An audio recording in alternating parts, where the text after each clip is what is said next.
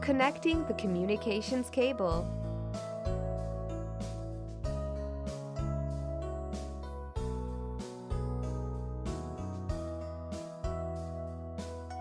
Loosen the cable glands.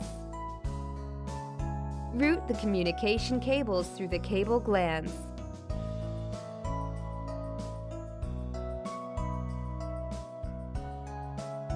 Strip an appropriate length of the communications cables.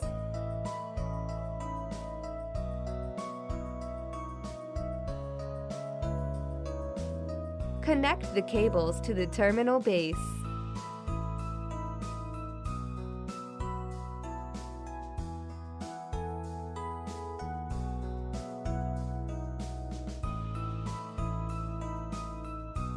Connect the terminal base to the terminal block.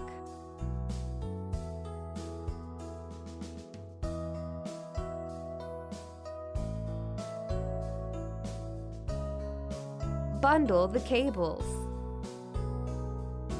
Tighten the cable glands.